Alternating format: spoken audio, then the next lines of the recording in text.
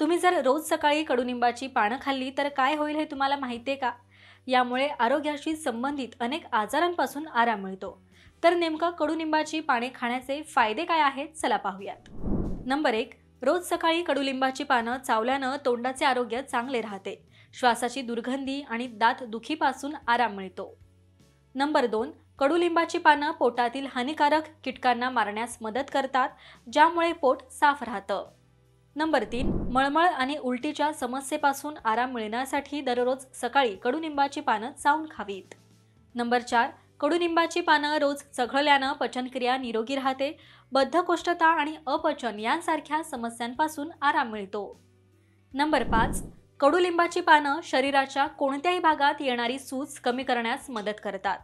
चघळण्याबरोबरच ज्या ठिकाणी सूज आली आहे त्या ठिकाणी तुम्ही त्याची पेस्ट लावू शकता.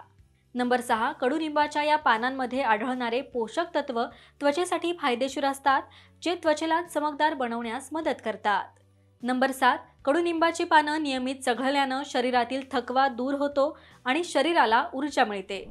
तर हे उपाय करून नक्की पहा आणि निरोगी राहा. त्याचबरोबर हा व्हिडिओ तुम्हाला कसा वाटला हे कमेंट करून नक्की सांगा. पाहत रहा महाराष्ट्र टाइम्स. धन्यवाद.